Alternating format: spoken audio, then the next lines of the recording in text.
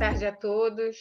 Estamos começando o nosso quinto painel, nesse COBEM de muito aprendizado, muitos desafios, mas também muita alegria de ver a participação de todos e o quanto vocês têm valorizado as atividades e as referências, os debates, a diversidade que esse COBEM está conseguindo trazer. Então, é com muita alegria que a gente começa esse painel. E esse é um painel voltado para um tema muito caro à ABEM, que é a residência médica.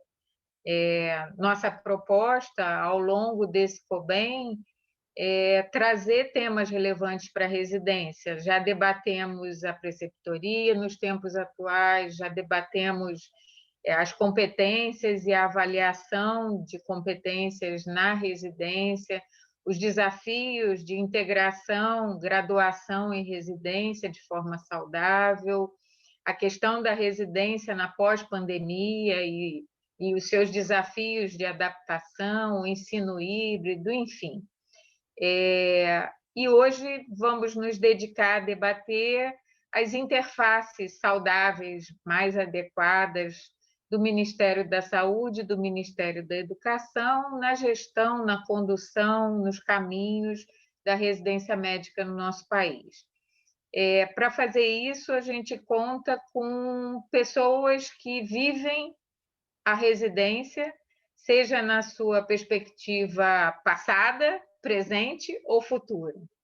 E eu vou fazer a apresentação dos nossos 3 convidados. Vou começar pela patroa, que todo mundo conhece assim, professora Maria do Patrocínio Tenório Nunes, que está aqui na unidade de saúde, protegida e protegendo aos demais, mas participando ativamente.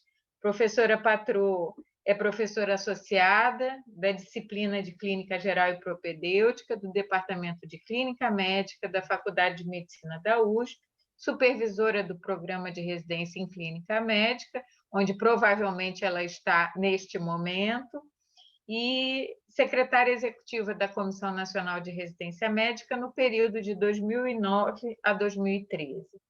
Conosco também está Danilo. Conhecemos Danilo na graduação, na residência, e hoje Danilo é preceptor, o preceptor Danilo Amorim.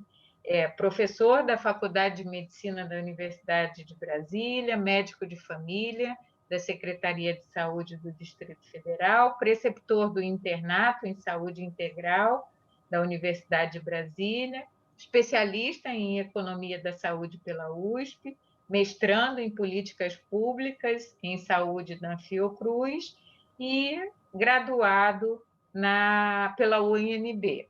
Fez sua residência na Escola de Saúde e Ciências da Saúde, também do Distrito Federal.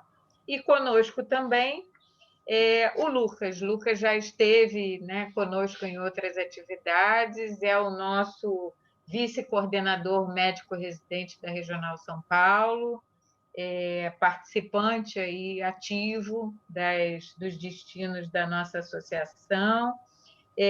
Lucas, nesse momento, é residente de Medicina de Família em São Bernardo do Campo, foi graduado pela FAMERP e também atua como coordenador do Grupo de Estudos em Educação Médica e Trabalho.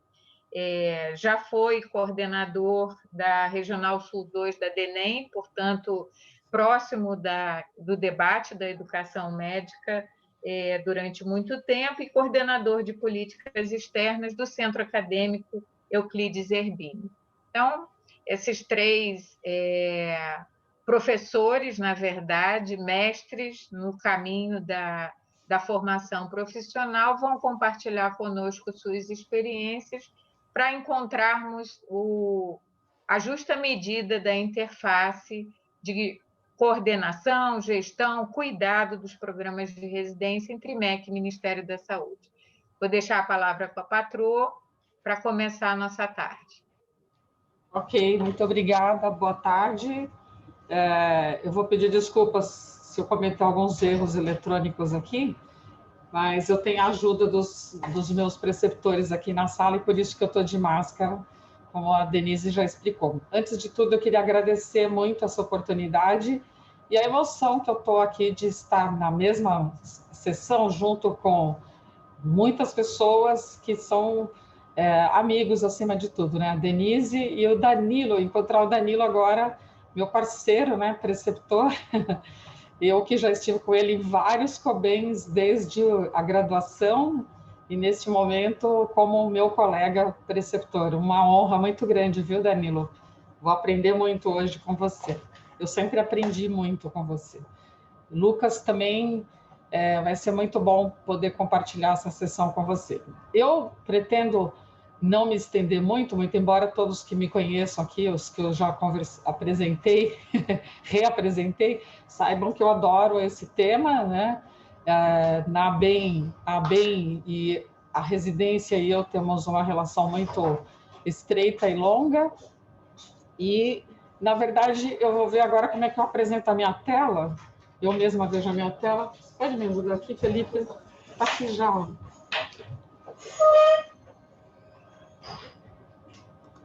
Eu já estava compartilhada, eu achei.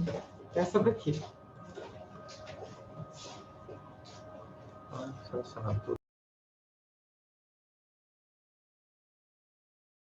Compartilhar.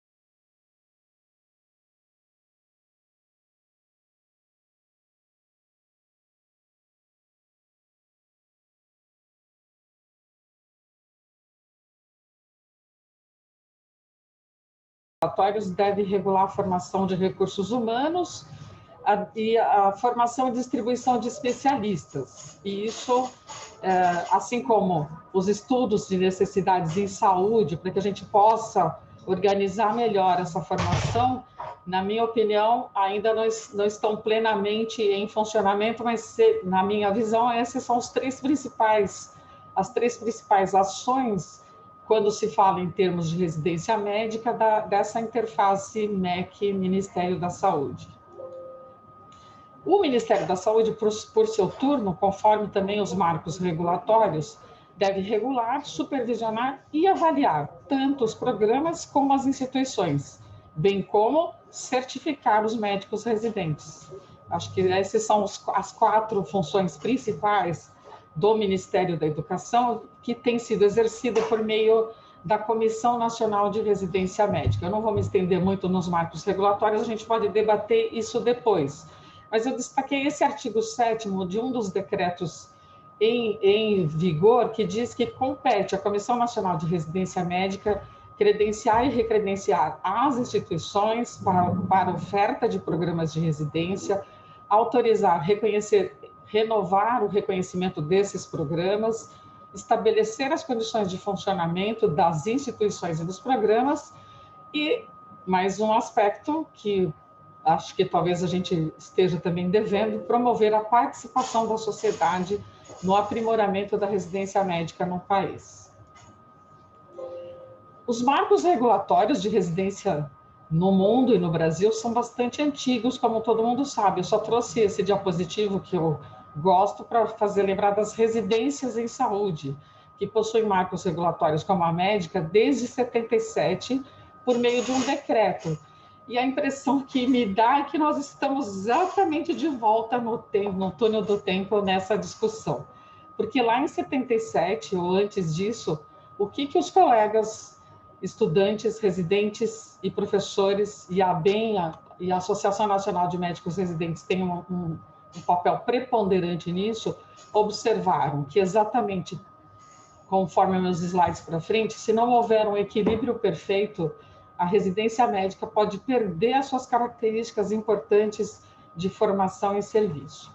Então, nós sabemos que a residência começou em 45 e 48 no HC e no Hospital do Servidor Público aqui no Brasil, e foi preciso a mobilização dos médicos residentes e dos docentes para que houvesse uma regulamentação tornando esse segmento de formação tão importante. Vocês perceberam que até agora eu não falei, mas eu vou dizer, é considerado, né, o padrão ouro para a formação de especialista, que fosse necessário que se organizasse esse que eu chamo de segmento de formação. E isso vem evoluindo com a lei que cria a residência em área profissional em saúde, é um tópico também bastante intenso, delicado. Temos o decreto presidencial de 2011, que eu acabei de citar, o artigo 7º, a lei 12.871 de 2013, que também toca na formação dos residentes, e, finalmente, as diretrizes curriculares nacionais, que, como já foi bem colocado pela professora Denise, não se pode trabalhar a residência médica desvinculada da graduação e talvez vice-versa. Então, só queria fazer aqui um recorte dos marcos regulatórios.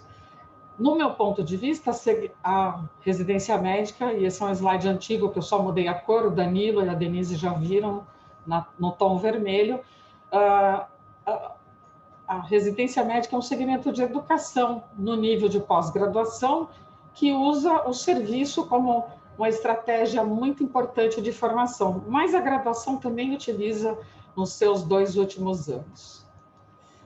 E esse aspecto é muito interessante porque o trabalho é um instrumento de aprendizagem e o treinamento prático é um meio de aquisição, não de conhecimento, talvez eu devesse mudar aqui, para aprimoramento do conhecimento.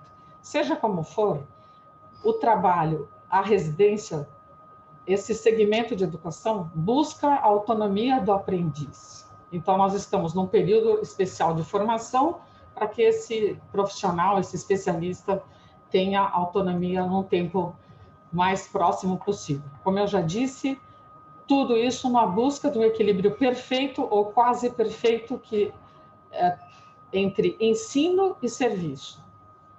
Esse é o maior desafio do segmento residência médica. E agora, na pandemia, ficou mais evidente esse desafio que a gente vem colocando há muito tempo. Entender que existe a necessidade da busca desse equilíbrio, talvez seja o fulcro do trabalho daqueles que, como nós, lidamos com esse segmento de educação tão importante. Por que é tão importante? E por que a gente muitas vezes se depara com situações em que não existe, então, um perfil de educadores, que são os médicos preceptores do serviço, da universidade e mesmo dos locais de treinamento, um projeto pedagógico que precisa ser bem colocado, os locais de ensino e de prática precisam também ser adequados para que esse programa de residência tenha sucesso. E a gestão, que precisa ser melhor trabalhada e desenvolvida, é fundamental. A gestão do serviço, do ensino e do programa de residência médica.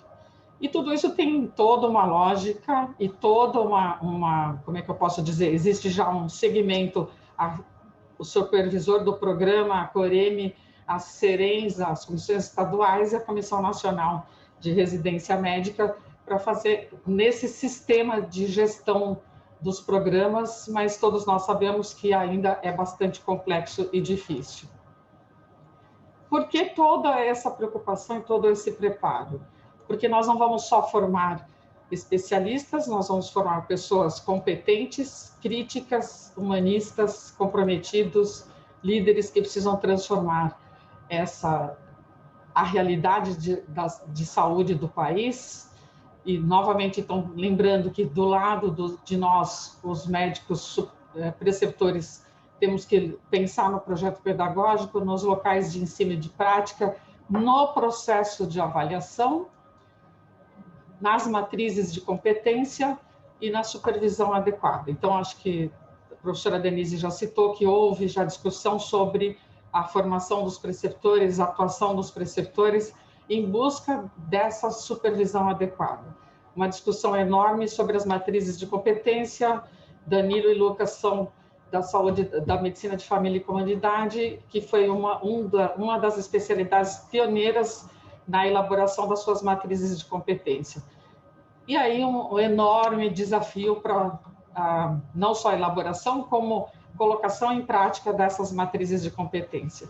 Quando eu falo de locais de prática e de ensino, é no sentido do cuidado com esses locais de prática e ensino, para que as coisas se deem de forma apropriada e o aprendiz tenha interesse em continuar naquele local de ensino, e não só passar por ali para aprender, mas se envolver, se comprometer e se responsabilizar por aquele local de ensino. Mas não vamos ficar muito tempo nesse debate, que a gente precisa ir para a pergunta, que é qual é a interface apropriada.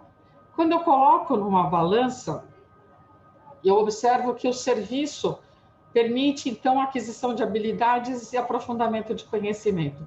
Mas no polo da educação, no meu ponto de vista, nós temos um conjunto de competências a serem desenvolvidas, como a identidade profissional, o profissionalismo, que aí eu desvinculei a ética desse conjunto, que é o profissionalismo, e a educação permanente. Então, a residência médica não deve só formar uma pessoa capaz, como no meu caso, de saber atender um diabético, mas precisamos, eu estou quase chegando lá, muito obrigada, precisamos formar um profissional que saiba se manter atualizado por meio da educação permanente.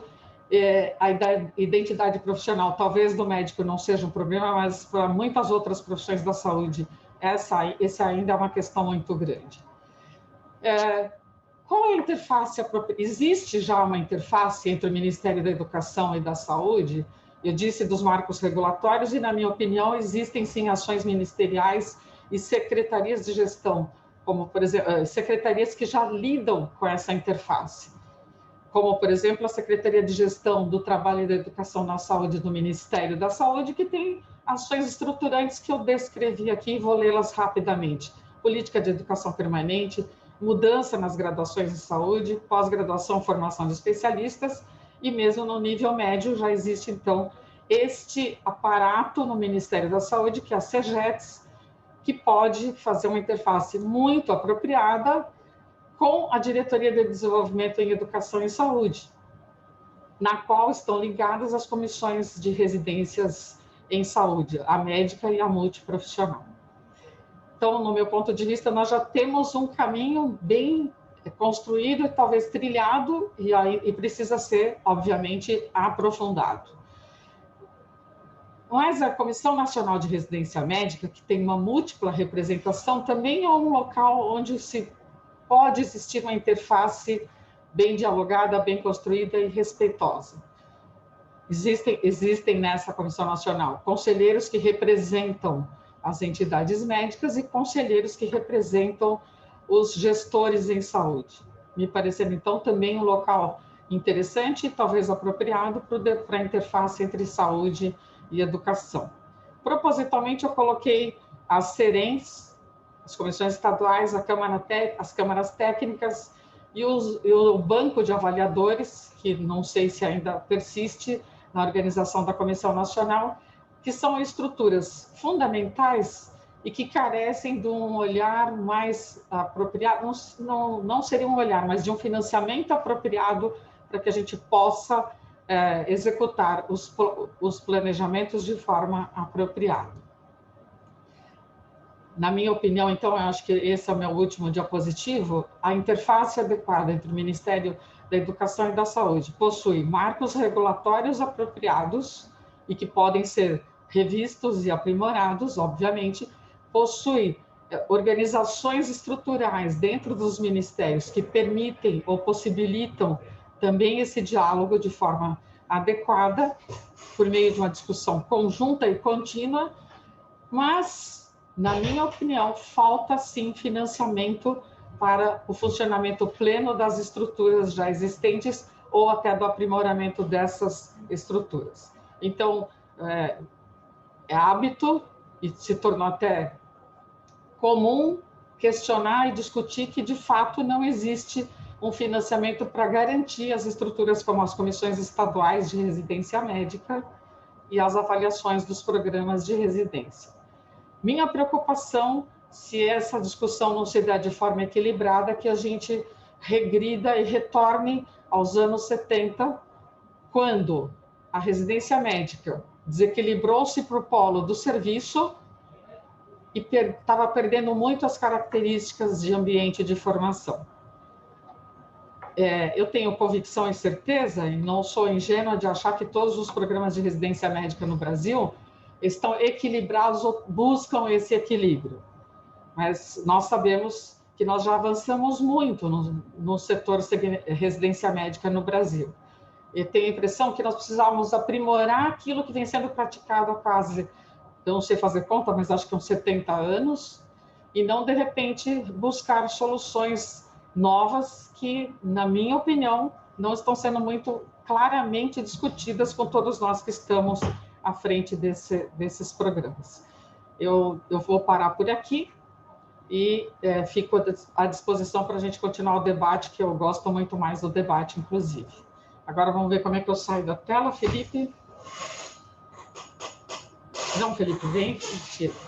Desculpem e muito obrigada pela... pode aparecer o último diapositivo?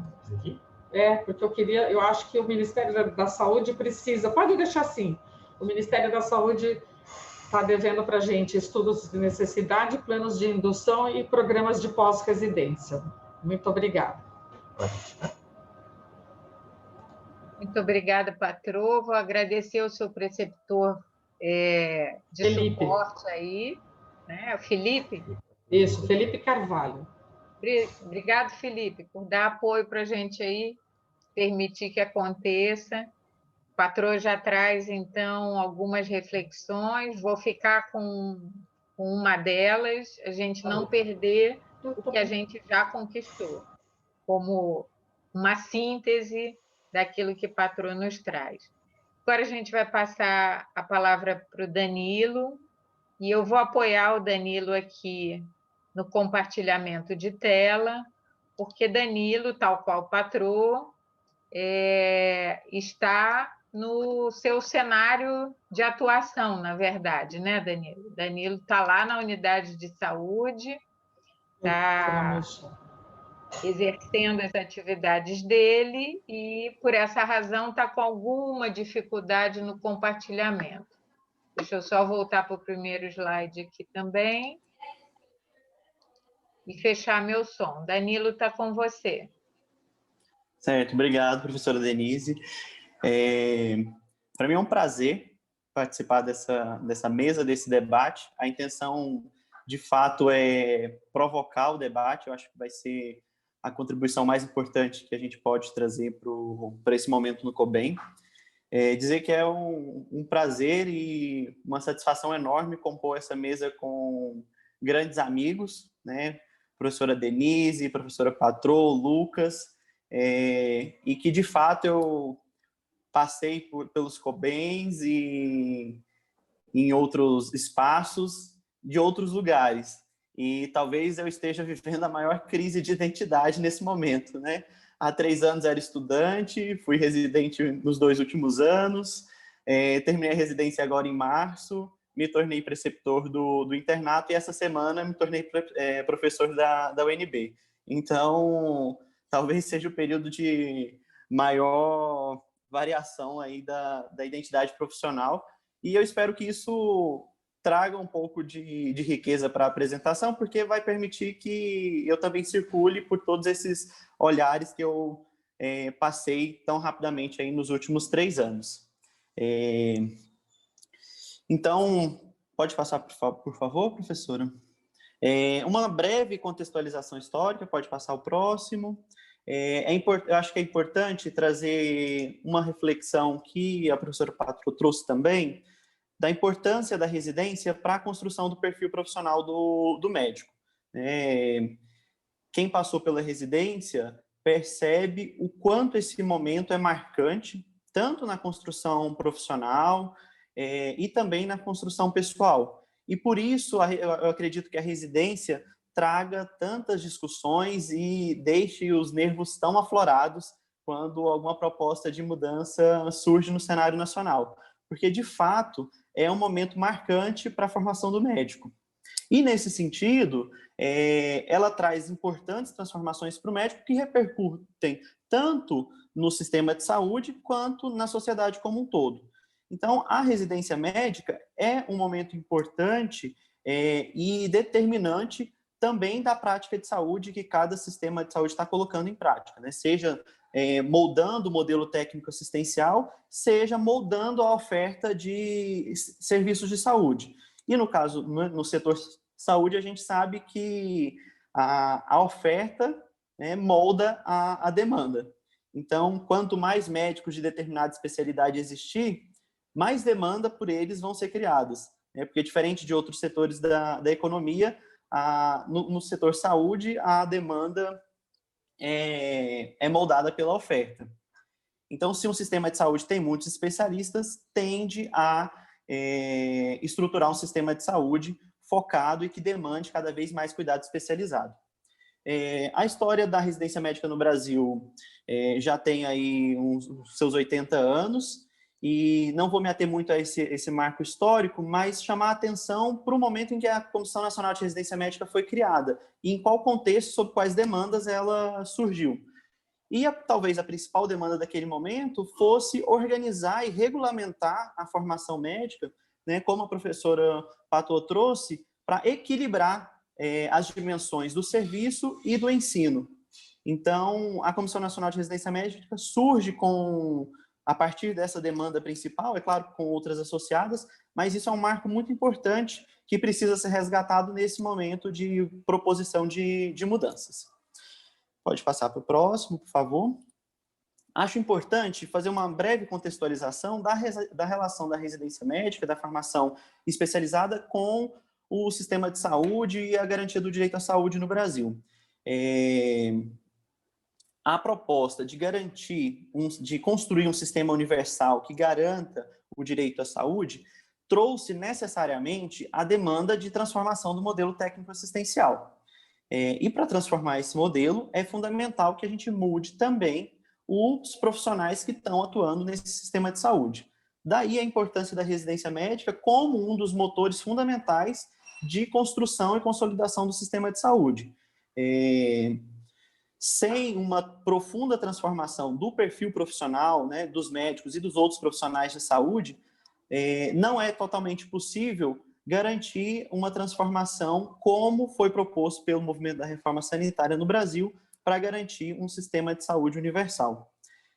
Daí a importância e a valorização que a residência médica precisa ter, porque ela é um pilar fundamental para a garantia do direito à saúde. Tanto no que diz respeito ao provimento e à garantia de oferta em número e qualidade adequada a esse sistema, né? Mas principalmente na transformação do perfil profissional. Então, se espera, com a construção do Sistema Único de Saúde, não só mudar a oferta da quantidade de especialistas, né, de cada especialidade, mas também incluir no sistema de saúde um novo perfil de profissional. E como a residência médica tem esse papel central na formação do médico, ela é fundamental para a garantia da transformação do sistema de saúde.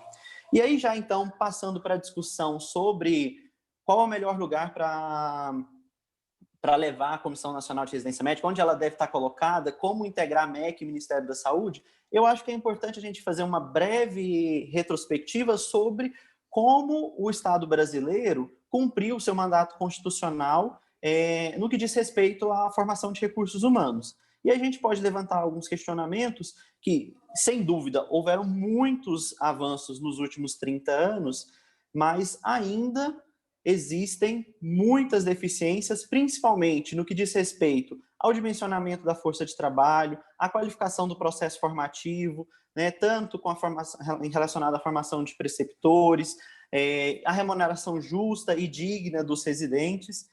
Então, esses últimos anos, né, com significativas transformações, trouxe também, expôs algumas deficiências que precisam ser colocadas no centro do debate para que a gente avance em relação à residência médica. Para contextualizar, né, pode passar os 2 próximos slides, por favor, professora? É importante que a gente pense um pouco sobre a conjuntura em que essa proposta de mudança da Comissão Nacional de Residência Médica surge, né?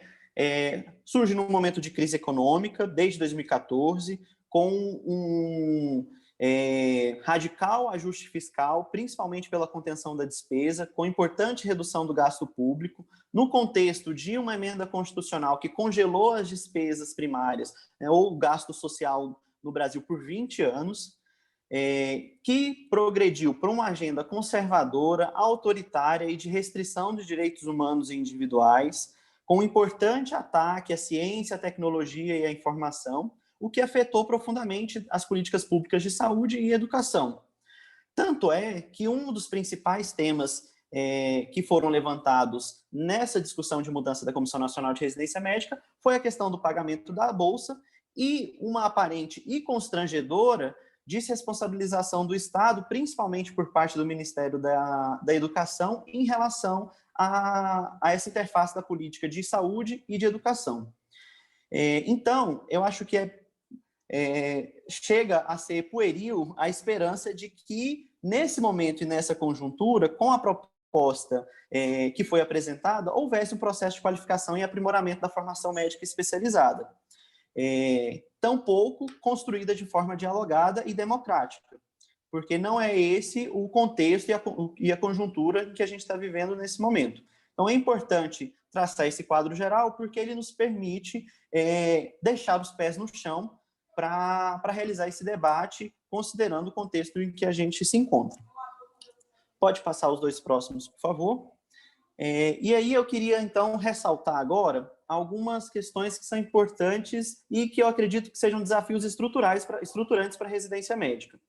Para isso, eu queria levantar alguns falsos dilemas que, na minha opinião, foram levantados durante essa discussão nos últimos 2 meses. E eu acho que algumas dicotomias foram levantadas e impediram que a gente fizesse um debate mais aprofundado e chegasse ao cerne da questão e dos principais dilemas para a residência médica no Brasil. Acho que o primeiro falso dilema que foi levantado é a formação pedagógica versus a prestação de serviços, né? Há o medo de que, levando a Comissão Nacional de Residência Médica para o Ministério da Saúde, se perdesse o caráter pedagógico. Na minha opinião, não se trata do lugar onde a Comissão Nacional de Residência Médica está inserida burocrática e institucionalmente, mas sim de como as políticas de indução e o processo de aprendizado e de formação do residente se dá no seu cenário de prática, né? Tanto é que manter a Comissão Nacional de Residência Médica, desde a sua criação, está dentro do Ministério da Educação, e isso não foi suficiente para garantir que todos os programas de residência médica fortalecessem a sua formação pedagógica e equilibrasse as necessidades de aprendizado com as necessidades do serviço. Então, talvez a discussão que precisa ser lançada é como o Estado brasileiro e a Comissão Nacional de Residência Médica, como órgão fundamental para a ordenação da formação dos recursos humanos especializados, pode atuar para fortalecer e equilibrar as necessidades pedagógicas e de prestação de serviços de saúde. Uma outra dicotomia que foi levantada é a questão da titulação, da diplomação, em contraponto ao vínculo trabalhista. Eu acho que são duas questões fundamentais, né? Por definição, a residência médica é uma formação pós-graduada, mas é impossível negar que o médico residente é um trabalhador e que, nesse sentido, precisa de proteções trabalhistas. E, nesse sentido, o Ministério da Saúde também tem importantes contribuições para trazer na consolidação do médico residente como um estudante, mas também como um trabalhador. Esse debate que acabou se polarizando, né, fica no MEC, vai para o Ministério da Saúde, talvez tenha deixado um aspecto muito importante encoberto, que é a importância e a centralidade do interesse público e do controle social sobre a formação de recursos humanos especializados. Não se trata, portanto, de em qual estrutura burocrática do Estado, né, e da União a Comissão Nacional de Residência Médica está localizada, mas sim qual o papel se espera que o Estado cumpra na ordenação da formação médica especializada. E esse debate acabou sendo marginalizado pela discussão do organograma da esplanada dos ministérios. E também, ainda mais marginalizado, ficou o papel da corporação na discussão e na formulação da política de formação de recursos humanos especializados. Pouco se falou da composição da Comissão Nacional de Residência Médica, né? Se focou muito na questão da burocracia e da localização dessa estrutura. Obrigado. Já estou caminhando também para o final. Então, pouco se discutiu sobre o papel que a corporação médica deve exercer sobre essa política pública. E aqui não se trata de dizer que o papel da corporação deve ser reduzido, ampliado ou mantido. Se trata, inicialmente, de colocar isso em questão, né? Qual o papel a corporação médica e qual o peso ela deve exercer na determinação dessa política. Então, é uma questão importante e que faz com que a gente reflita também sobre a composição da Comissão Nacional de Residência Médica. Uma outra questão que foi levantada, né, em relação à autonomia e à tutela da Comissão Nacional de Residência Médica, um certo receio e medo de enfraquecimento e de tutela dessa comissão. Eu acho que também esconde o necessário debate que está centrado em como se estrutura uma estrutura, né, um órgão dentro do Estado para a formulação de uma política que é tão importante para a consolidação do sistema de saúde. Talvez essa seja a principal questão que precisa ser levantada. Qual estrutura se espera da Comissão Nacional de Residência Médica? Que papel se espera que ela cumpra? E aí, depois dessa definição e desse debate aprofundado, a gente pode pensar em que prédio na esplanada dos ministérios a Comissão Nacional de Residência Médica vai estar. E, por fim, me preocupa também que o medo de enfraquecer a estrutura da Comissão Nacional de Residência Médica fortaleça ou sirva como um instrumento de conservação de uma estrutura que, apesar de importantes avanços, ainda é insuficiente para as necessidades do sistema de saúde. Então, qual a estratégia de debate público deve ser traçada para garantir e proteger os avanços que a residência médica alcançou ao longo dos últimos 30 anos e, ao mesmo tempo, refletir sobre as necessárias mudanças que essa estrutura precisa sofrer. Passado, então, esses dilemas, eu vou para o meu último slide. Pode passar os próximos dois, por favor, professora?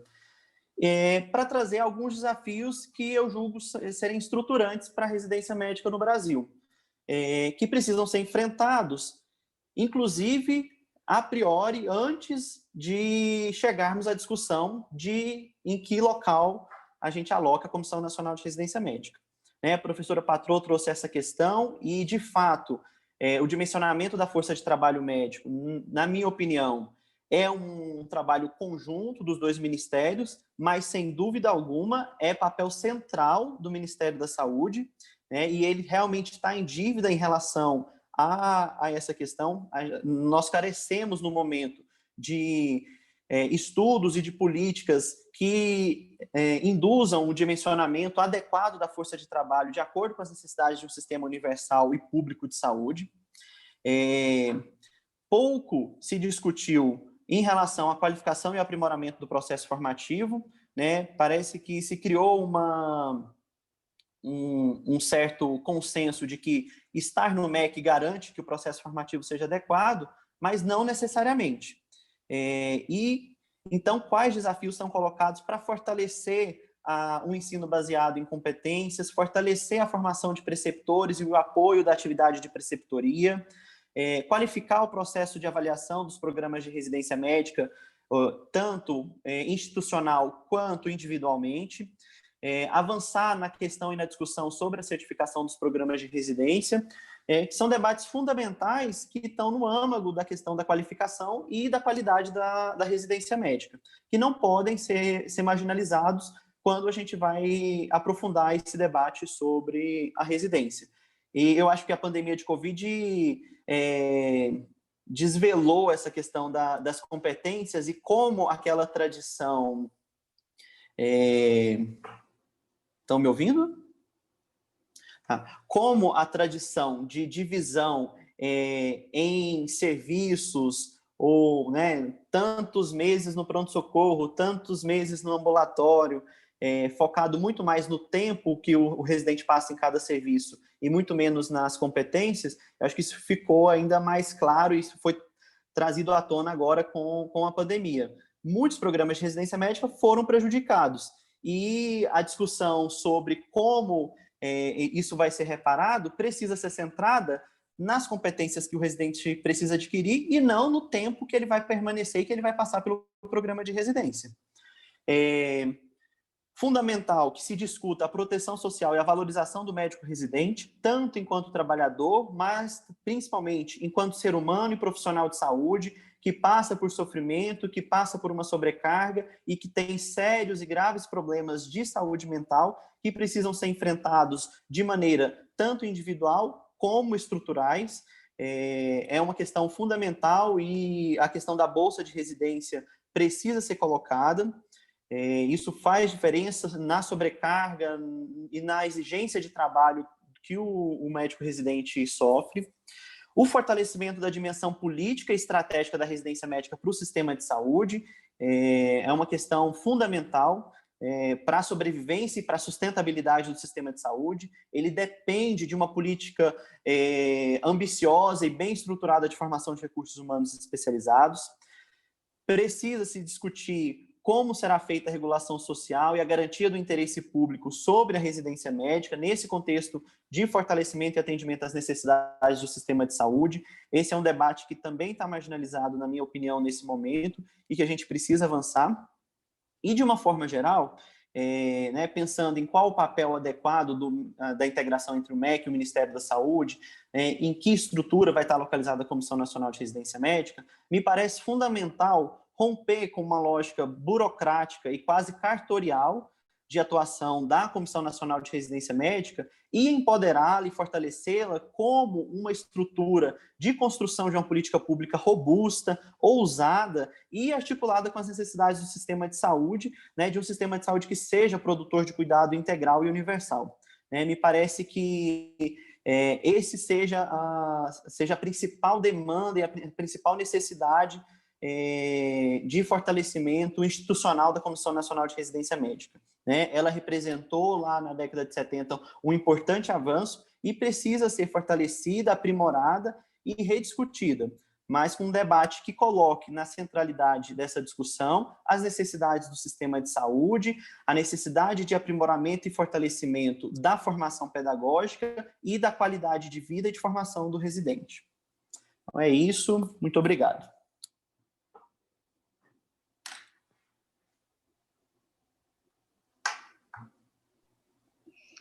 Obrigado, Danilo. Agradecendo o teu compartilhamento de experiências a partir da crise de identidade. Crise de identidade é um troço produtivo na vida da gente, né? Porque a gente revê todo o processo desde lá de trás.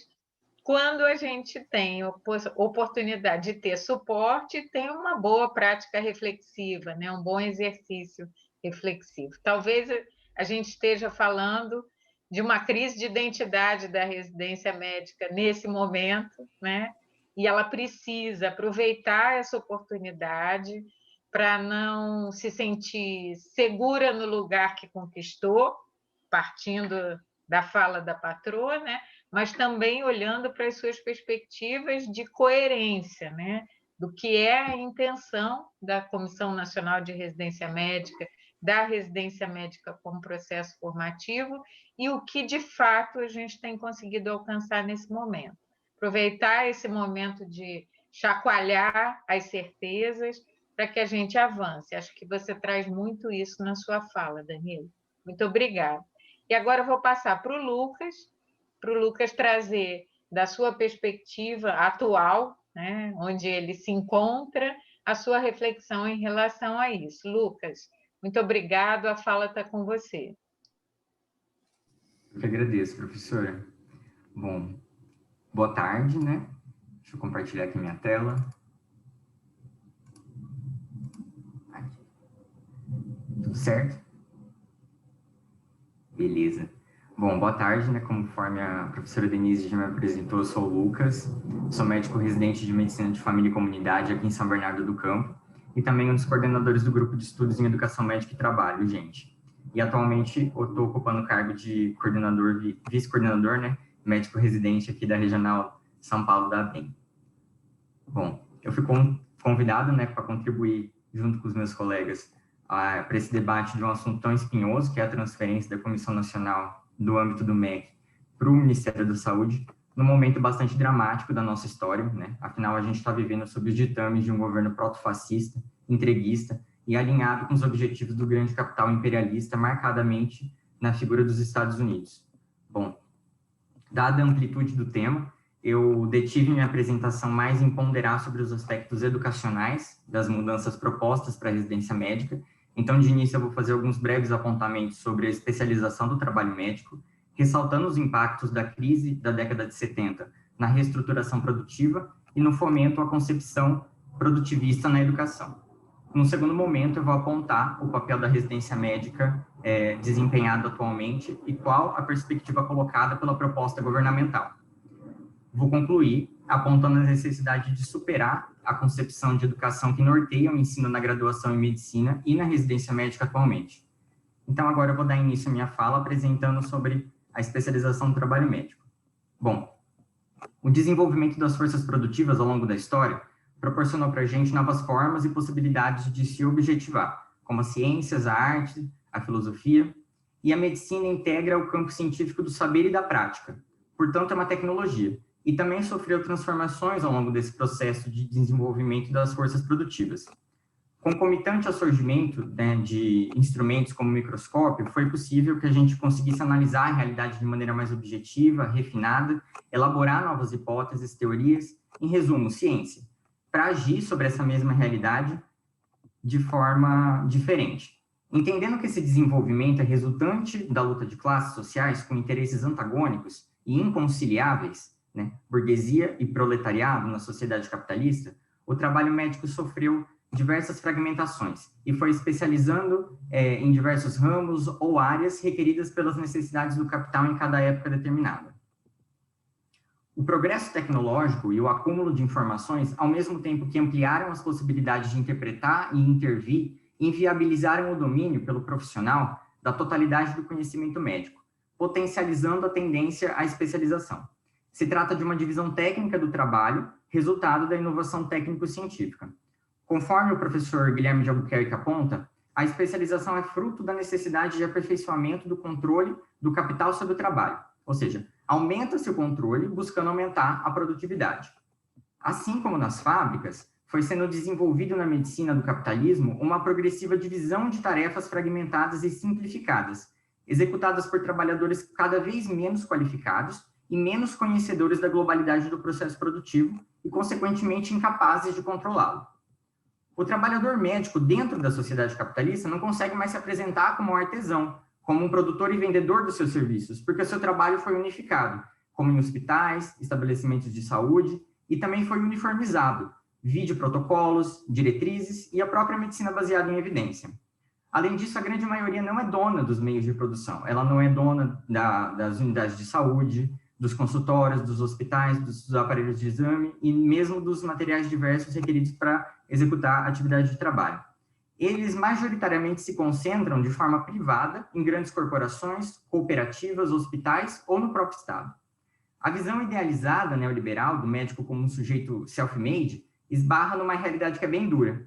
Assim como todos os outros trabalhadores, a gente também é obrigado a vender a nossa força de trabalho, seja no regime de contratação CLT ou de pessoa jurídica. Ou seja, a gente acaba assalariado, obrigado a estabelecer 2 ou mais vínculos formais ou até mesmo uberizados. A especialização aumenta a complementaridade e a dependência entre os especialistas e estabelece obrigatoriamente uma relação de cooperação entre eles. Entretanto, essa cooperação não se dá entre iguais, ela pressupõe uma desigualdade entre as suas partes. Isso porque cada especialidade médica é valorizada de maneira diferente, a depender da quantidade e do tipo de tecnologia ou conhecimento agregado, além de ter a sua prática atrelada às necessidades de desenvolvimento e a vazão da produção do complexo médico industrial crescente. Esse processo de especialização também tem impacto nas pessoas que são usuárias dos serviços médicos, né? Para as pessoas, a especialização, ao mesmo tempo que aumenta a viabilidade potencial do autocuidado, diminui a possibilidade concreta de realizá-lo, porque para tanto a pessoa precisa percorrer um longo caminho, composto por vários especialistas. Na maioria das vezes, essa trajetória é feita de maneira descoordenada e com objetivos que a própria pessoa desconhece durante o percurso. Isso ensina que essa pessoa perceba sua doença e sofrimentos no nível de estruturas e funções do corpo, não do todo orgânico individual e da sua posição na sociedade de classes. Outro ponto que precisa ser destacado a respeito da organização do trabalho, para a gente compreender o papel da residência médica atualmente, na formação de especialistas, é a crise do capital na década de 70, porque dela surgiram novas exigências no campo da educação. Naquele momento, o modelo fordista de produção, apoiado na instalação de grandes fábricas, produzindo objetos em larga escala e em série, com acúmulo de grandes estoques dirigidos ao consumo em massa, se tornou insustentável e precisou ser substituído por um novo. O modelo fordista foi, então, substituído pelo modelo toyotista, caracterizado pelo uso de tecnologia leve, pelo avanço da microeletrônica, operado por trabalhadores polivalentes, ou seja, trabalhadores versáteis que ocupam mais de um posto de trabalho, visando a produção de objetos diversificados em pequena escala para atender a demanda de nichos específicos de mercado. Nessas novas condições, a importância da educação escolar foi reformulada para atender às demandas e necessidades da formação de uma força de trabalho que fosse flexível e versátil, tendo em vista a teoria do capital humano, que naquele momento assumia o sentido de assegurar a competitividade das empresas e o incremento da riqueza social e da renda individual. Mais tarde, lá na década de 90, o significado da teoria do capital humano se altera. Ele passa a derivar de uma lógica voltada para satisfazer interesses privados, enfatizando capacidades e competências que cada pessoa deveria adquirir no mercado educacional para atingir uma melhor posição no mercado de trabalho. Ou seja, o indivíduo passa a ser responsabilizado ele próprio por adquirir os meios que lhe permitam ser competitivos no mercado de trabalho. E a escola resta apenas oferecer parte das oportunidades e apontar os caminhos que o indivíduo pode ou não trilhar em direção a este ou aquele emprego. Conforme Saviani aponta, configura-se nesse contexto uma verdadeira pedagogia da exclusão, que se ocupa de preparar os indivíduos para se tornarem cada vez mais empregáveis, visando escapar da condição de excluídos. E caso não consigam, tudo bem, porque a pedagogia da exclusão vai ter cumprido a sua função de ensinar para esse sujeito a ser responsável pela sua própria condição de estar no mundo. A chamada pedagogia da exclusão se alinha com a concepção de educação produtivista, introduzida no Brasil desde a década de 60, especialmente com a reforma universitária chancelada pelos acordos entre o MEC e os Estados Unidos durante a ditadura civil e empresarial militar. A concepção produtivista, ou neoprodutivista, por sua vez, também se alinha com outras correntes educacionais, como o neoconstrutivismo, que é a base psicopedagógica hegemônica nas escolas médicas atualmente, e outros modismos pedagógicos que carregam em maior ou menor grau, incorporado no seu cerne o lema aprender a aprender.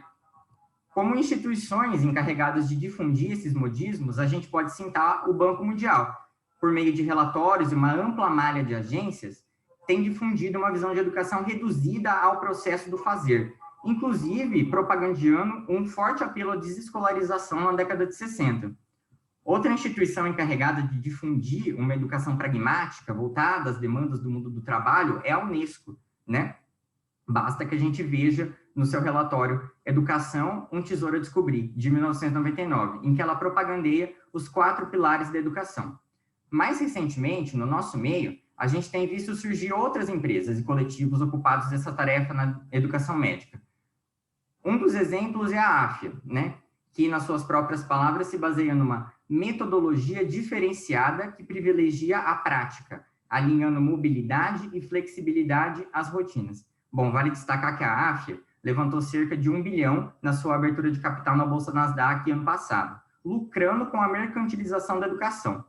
Outras iniciativas que têm se desenvolvido, né, aqui no nosso país, no desenvolvimento docente, que também merecem destaque, são a Faimer, Brasil Júnior e os Educadores do Amanhã, que, sem qualquer pudor, têm se empenhado na difusão desses modismos pedagógicos em espaços como ensino de habilidades, avaliação programática, professor aprendiz e aluno educador, entre outros. Cabe pontuar, conforme a análise do Rosner, que a adesão a esses modismos pelos educadores se dá de forma imediata, espontânea, pragmática, carente de reflexão, de rigor teórico, aprofundamento teórico e posicionamento crítico. A corrente neoconstrutivista guarda uma íntima relação com o neoescolanovismo, que desloca o eixo do processo educativo do aspecto lógico para o psicológico, do esforço para o interesse, da disciplina para a espontaneidade, do professor para o aluno. Se configurou como uma teoria pedagógica em que o mais importante não é ensinar e nem mesmo aprender algo, ou seja, assimilar determinados conhecimentos. O mais importante é justamente aprender a aprender a estudar, aprender a buscar conhecimento própria, lidar com novas situações, ser criativo no seu ambiente de trabalho, buscando soluções adaptativas sem questionar os limites e as possibilidades disponíveis nele. O professor, por sua vez, é marcadamente rebaixado. Ele deixa de ser aquele que ensina para ser um auxiliar do aluno, né, no seu próprio processo de aprendizagem. É dessa forma desobrigado da sua função central do próprio trabalho, que é a função de ensinar. Na situação atual, o aprender a aprender está intimamente ligado com a necessidade de uma constante atualização exigida pela esfera da empregabilidade. Não é à toa que essa orientação é assumida, né, como política de Estado por meio das DCNs para o curso de medicina, que passou a se estruturar em termos de competências e habilidades, dentre as quais a gente pode destacar tomada de decisões, comunicação, liderança, administração e gerenciamento ou educação permanente. Esses conceitos, além de explicitarem o léxico neoliberal, também desvelam o que se pretende para a formação de um médico brasileiro, um sujeito adaptável a postos de trabalho cada vez mais efêmeros, que exigem o máximo grau de produtividade com o menor custo possível. Por isso, as DCNs de 2014 não nos iluminam. Elas, pelo contrário, são avessas à concepção de educação do iluminismo. A aquisição de habilidades e competências, como tarefa pedagógica ou pedagogia das competências, vai surgir lá em 1960, a partir da matriz behaviorista. Essa pedagogia concebe como necessário o desenvolvimento de competências cognitivas, né, para que o sujeito se adapte ao meio natural e material, e afetivo ou emocionais, para se adaptar ao meio social. Não é à toa que a pedagogia das competências serve para modelos de gerenciamento de pessoas, baseados nos ideais de qualidade total, porque ela busca o máximo de adaptação do trabalhador ao processo de trabalho. Na perspectiva do Banco Mundial, inclusive, a existência de competências gera menos externalidades ao processo educativo, favorecendo o crescimento econômico e, consequentemente, um almejado desenvolvimento. Quando as competências não são desenvolvidas, a culpa, obviamente, recai sobre o sujeito que não as desenvolveu. É possível, então, perceber que a pedagogia das competências figura como uma outra face da pedagogia do aprender a aprender, para dotar os indivíduos de comportamentos flexíveis que lhes permitam se ajustar às condições de uma sociedade em que as próprias necessidades de sobrevivência não estão garantidas. Curiosamente, entre as mudanças governamentais pretendidas para a residência médica não está avaliar baseado em competências, né? E para isso seria necessário implementar o treinamento de avaliadores e preceptores. Bom, percebam que não aparece a palavra professor nesse trecho, tampouco no restante da proposta, porque já não se concebe mais o professor como figura central nessa etapa formativa da força de trabalho médico. E por que não existe professor na residência e sim preceptor? Justamente porque essa pedagogia parte do pressuposto de que o ensino ocorre apesar do professor, que ocorre de maneira espontânea pela atividade do aluno, ou seja, ele é o centro. Não se pretende ensinar porque o aluno aprende por si só, basta fornecer caminhos, compartilhar os seus saberes adquiridos a partir de uma experiência cotidiana, facilitar a sua busca individual pelo conhecimento. Sem negligenciar, no entanto, que esse aluno seja capaz de minimamente ser funcional e possa aprender a aprender, aprender a conhecer, aprender a fazer, aprender a conviver e aprender a ser, né? Os 4 pilares da educação do Jacques Delors, em perfeita consonância e harmonia com as necessidades do capital. Além disso, a secundarização do ensino na residência médica já pode ser percebida pela legislação atual, que reserva as atividades teóricas até 20% da carga total do programa, que formalmente é de 60 horas. Ao reservar a maior parte do tempo para as atividades em serviço, se entende que o aprendizado deve ocorrer concomitante ao processo de trabalho, desempenhado pelo residente. Então, não se trata de entender a residência médica por meio de uma dicotomia entre ensino e assistência, porque o ensino disponibilizado na residência, se ocupa de responder às demandas assistenciais, ele se organiza em torno delas. Portanto, o seu conteúdo e a sua forma são aqueles minimamente requeridos para a resolução da problemática cotidiana posta pelas demandas assistenciais. Ensino e assistência são dois polos indissociáveis dos programas de residência médica no Brasil atualmente.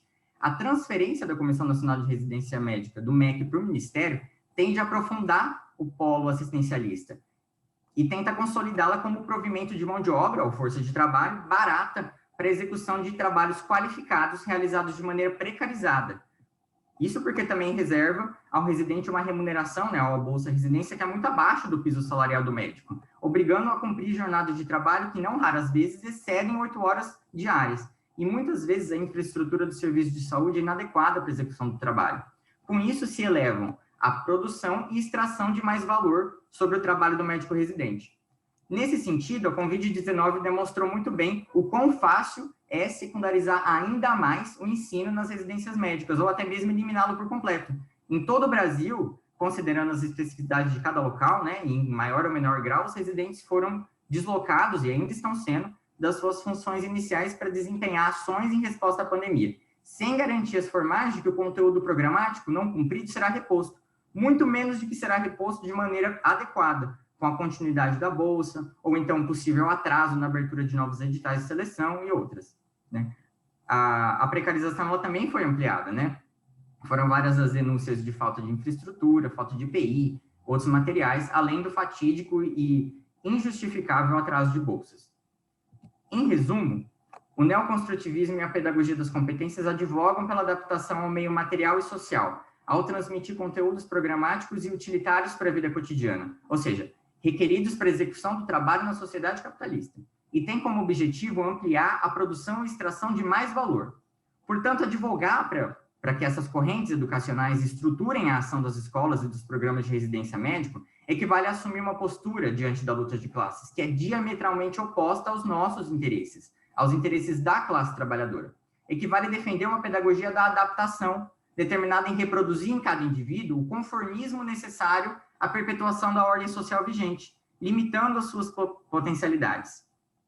Nós, estudantes, médico residente, professores e todos mais que estamos aqui hoje, a gente deve se organizar coletivamente e buscar responder às ingerências do Banco Mundial e a sua rede de agências sobre a nossa educação, responder às empresas, aos coletivos e aos espaços comprometidos com a pedagogia da adaptação, responder inclusive ao próprio evento, o COBEM, que está promovendo diversas atividades e espaços que propagandeiam esses modismos pedagógicos como possuidores de todas as virtudes e nenhum defeito.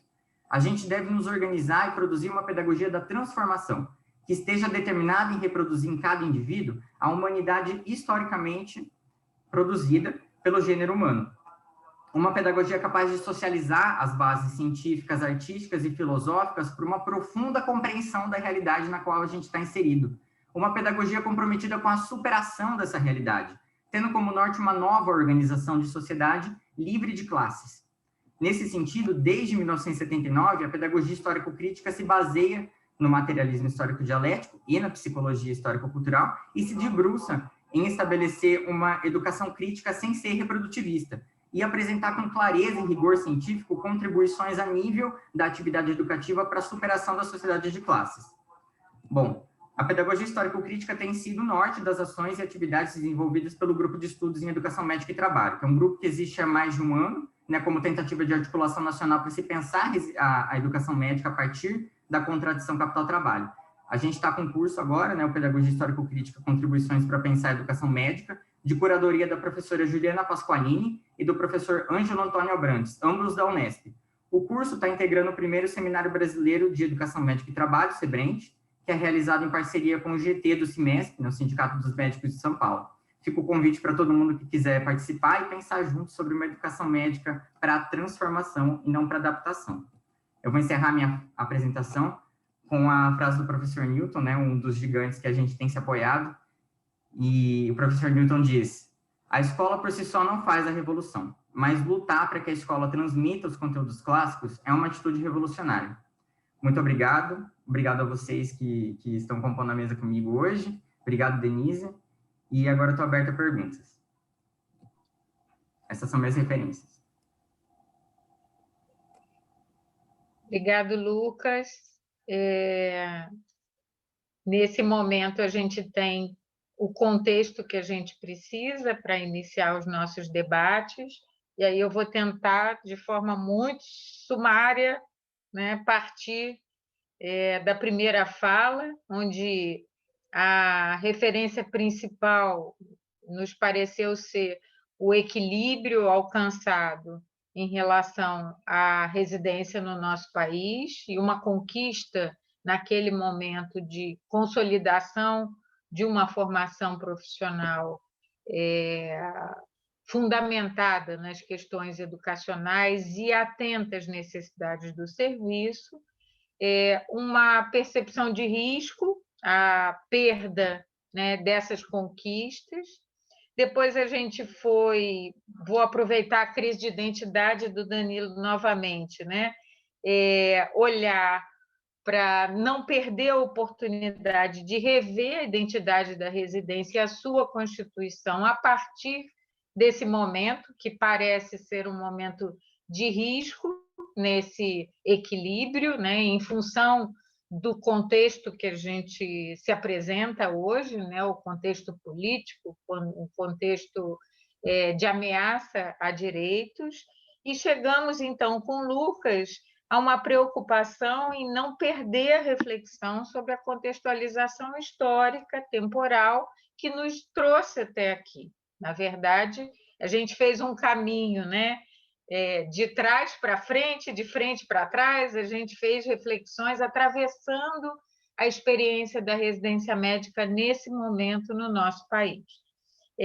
Como eu estava muito atenta à fala de vocês, eu ainda não vi o chat, vou olhar agorinha, mas queria dizer que a nossa primeira mesa do COBEM, depois da nossa conferência de abertura, ela tinha o título Tecnologia não é pedagogia, exatamente para que a gente se mergulhasse numa reflexão que ultrapassa as questões metodológicas, as questões operacionais da educação, olhando para as perspectivas pedagógicas. Lucas traz uma questão que é muito relevante. Grande maioria, muitos dos nossos educadores e certamente dos nossos alunos não têm reflexão sobre as concepções pedagógicas que norteiam as práticas educacionais e as escolhas educacionais de nossas instituições,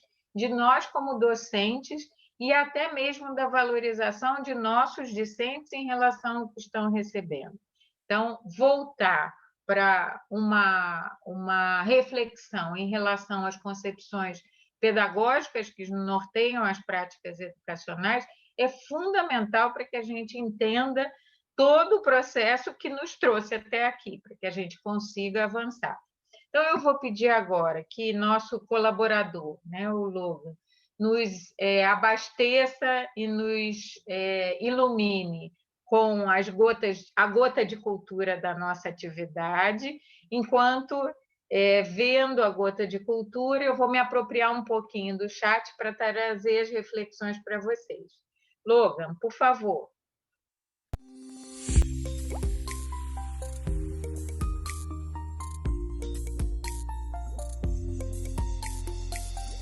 Olá, meu nome é Dr. Tinho da Silva, sou especialista em diverticulite, mas eu faço outros tipos de operações, né? Só a operação financeira que eu não estou fazendo no momento, mas isso não importa.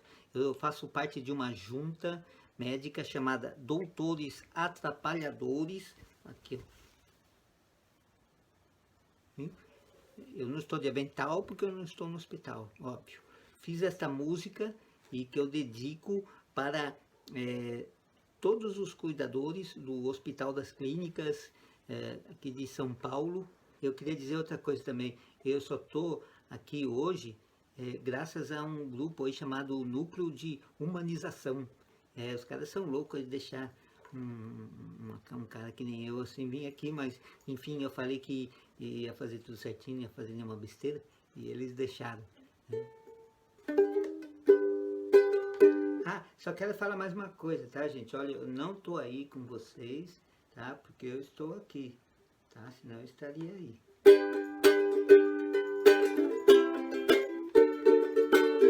Não curte o sol, quem desce tem dó.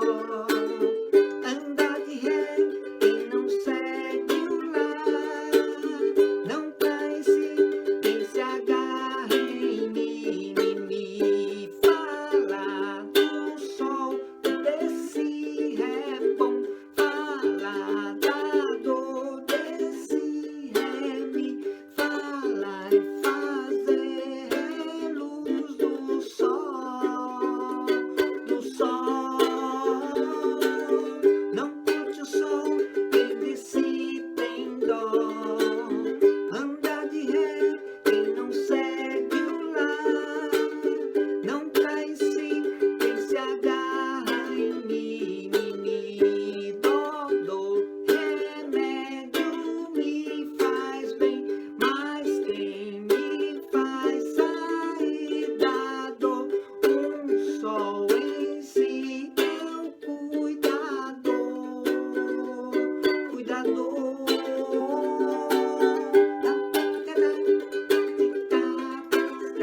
É isso aí.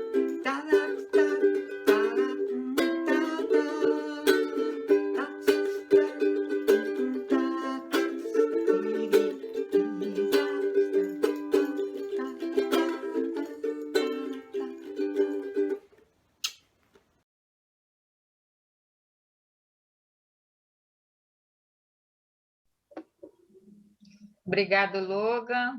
Então, a gente acabou de compartilhar uma gota que começa falando, pelo menos no momento que eu consegui ouvir, dos doutores atrapalhadores, né? Na verdade, em muitos momentos a gente se vê no meio de alguns atrapalhamentos, de algumas trapalhadas, né? E o que a gente está ouvindo, então, dos nossos participantes da mesa é um desafio despertado por uma questão atual de reflexão em relação à alocação estrutural burocrática da residência médica, sem mergulhar de forma devida nas reflexões relacionadas à sua concepção, aos seus objetivos, especialmente às necessidades de saúde da população que deveriam nortear a formação desses profissionais. Queria dizer que no chat a gente tem um conjunto de profissionais que, como conheço alguns, posso dizer que são de distintas especialidades, embora a gente tenha, né, um grande processo de reflexão avançada na medicina de família e comunidade, em relação a vários temas, várias especialidades se debruçam cotidianamente em relação aos desafios da residência. Reconheço no chat psiquiatras, reconheço cirurgiões, reconheço especialistas clínicos, aqui nós temos a professora Patrô como clínica, porque esse é um desafio que atravessa todos nós profissionais de saúde deste país, médicos, estamos diante de um desafio. A qualificação, o aprimoramento e uma residência que atenda de fato às necessidades de saúde das pessoas. Bom, eu queria trazer uma questão que, né, na verdade, talvez tenha sido tangenciada, né, pela Patrô, pelo Danilo e certamente pelo Lucas, que muitas vezes são a pontinha do iceberg dos debates em relação à residência, que é o financiamento das residências no nosso país. Acho que o Lucas traz uma reflexão que, né, nos aponta os desafios do modelo onde nos encontramos enquanto país nesse momento, né?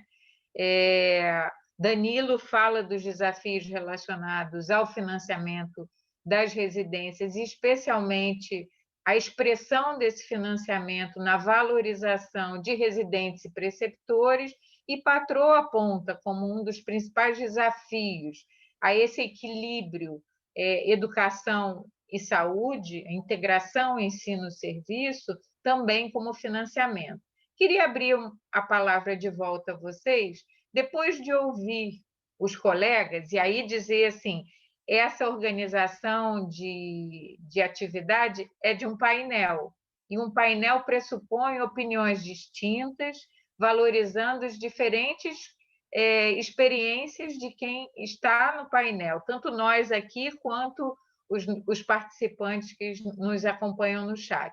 Mas eu queria voltar um pouquinho para todos vocês, ouvindo as falas dos pares, né? Que considerações vocês fariam a respeito desse desafio, que é o desafio do financiamento da educação, do financiamento da saúde, nesse momento no nosso país. Queria abrir de volta, quem quiser pega e a gente vai dando continuidade ao debate.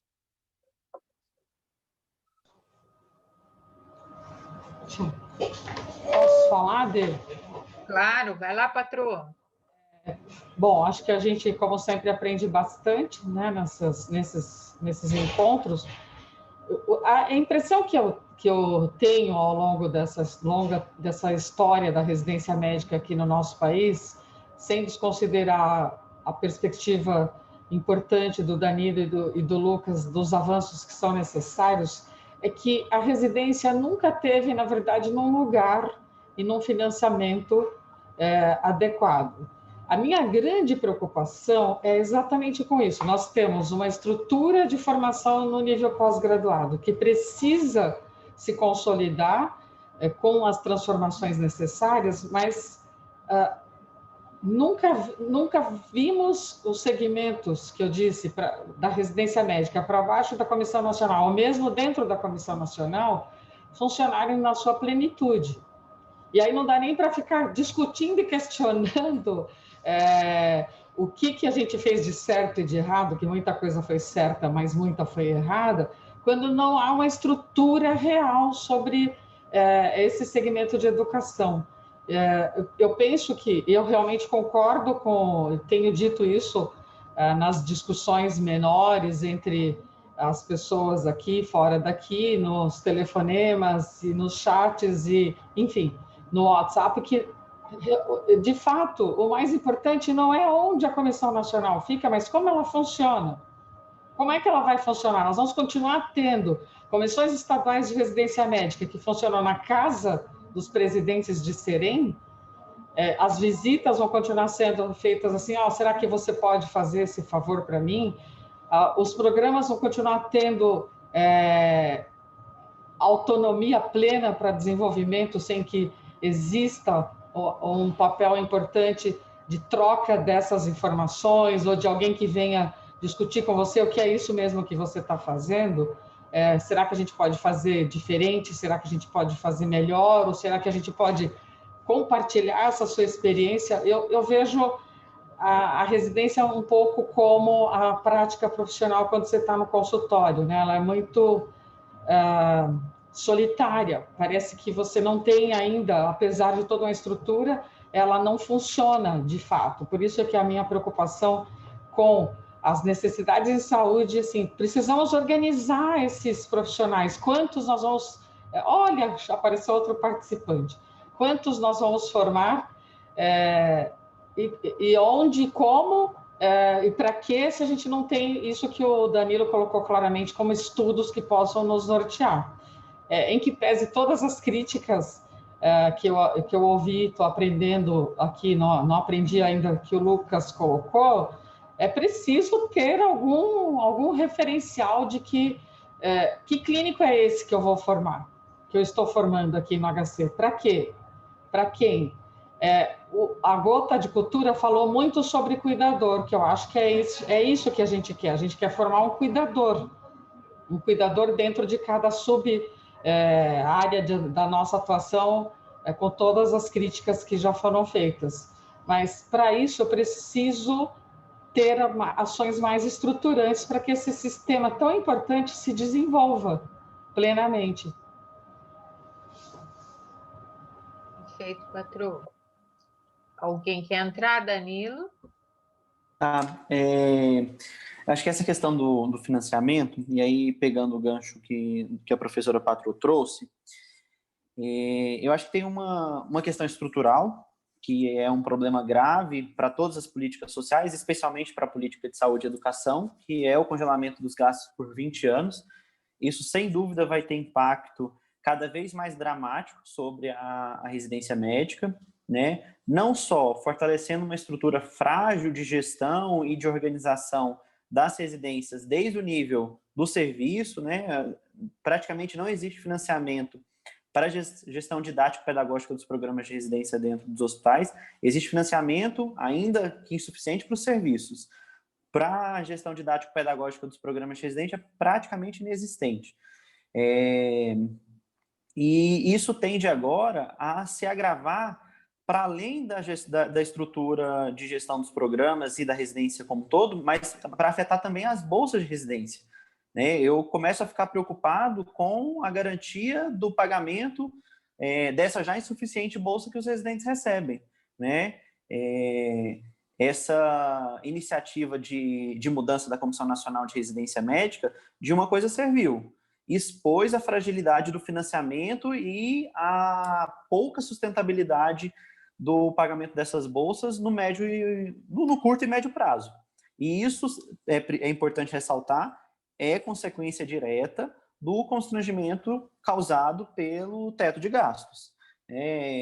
Não há discussão sobre qualificação da educação, aprimoramento do Sistema Único de Saúde, e inclusive de financiamento para a garantia da qualidade do serviço e do ensino, se a gente não discutir e não revogar o teto de gastos.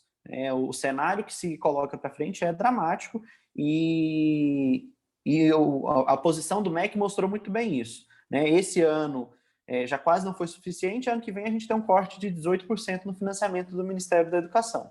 Ele já demonstrou quais são as suas prioridades. A residência médica não parece estar entre elas.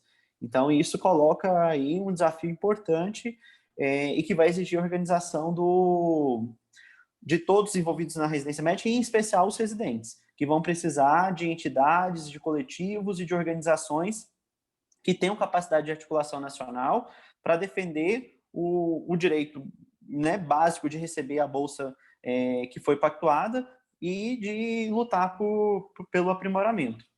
E aí, dialogando com o Lucas, eu também acho fundamental e estruturante essa questão e essa discussão macro. A educação médica precisa refletir sobre ela, a gente precisa ter uma perspectiva crítica sobre as bases pedagógicas que orientam a nossa prática cotidiana nos serviços, ensinando e aprendendo. E é importante que essa articulação macro, que essa tomada de consciência, que essa organização para mudanças estruturais esteja intimamente articulada com necessidades e com relações no nível micro. As pessoas só vão entender e só vão se entender como agentes de transformação na medida em que esse novo modelo de sociedade que se pretende construir, ele se mostra em alguma medida, em algumas situações, possível. Né? Então, é fundamental que no cotidiano, e aí a residência cumpre um papel importante quando a gente está falando de cuidado, que o cuidado seja uma expressão daquele modelo de relações humanas que a gente quer construir no futuro. Senão isso fica muito etéreo, fica muito distante, e aí falta motivação, falta engajamento para a realização das motivações de nível macro. Então, é importante experimentar no nível micro e no cuidado cotidiano as potencialidades de uma relação humana e de um desenvolvimento humano potente e completo. Eu acho que essa articulação é fundamental e a residência é um espaço muito importante para fazer essa ligação. E as mudanças que a gente quer fazer na sociedade, elas precisam começar nas relações e nos cuidados cotidianos que a gente pratica enquanto profissional de saúde, enquanto ser humano e cidadão.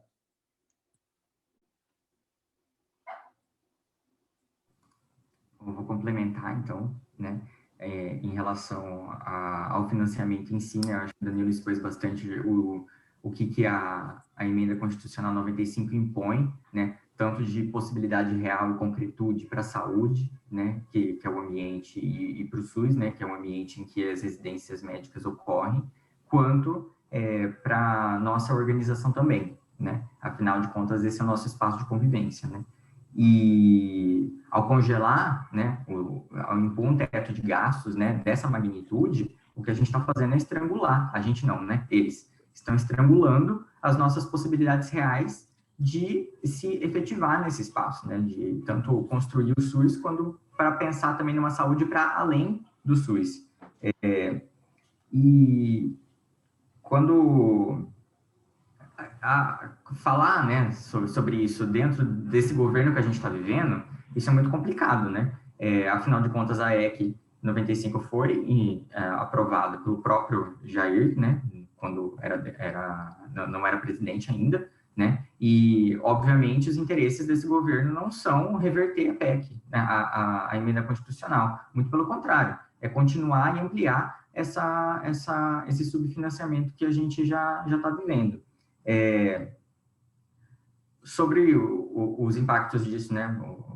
Eu não entendo muito. Uma das justificativas seria que o MEC ele receberia um corte de 18,2% no próximo ano. Mas e o orçamento da saúde? Onde é que está posto isso? Onde é que está escrito quanto que vai haver? Vai haver uma redução, a gente sabe que vai haver. Mas por que o Ministério da Saúde, então, seria aquele órgão que poderia prover as bolsas e o MEC não? Né? Isso não está colocado, não está claro. Nunca está estabelecido. Esse governo trabalha muito com a teatralidade, né? Se trata de um governo protofascista, é isso que ele é, e é assim que ele opera, né? A gente não sabe nem se esse atraso, há bases para se questionar se esse atraso das bolsas de residência não foi intencional, né? A gente nunca se justificou plenamente o que está acontecendo, né, com isso. A discordância entre os órgãos, a não conversa aparente, essa aparência, é muito teatral entre um diz uma coisa, o outro diz outra, né? E a gente fica meio perdido no meio de campo.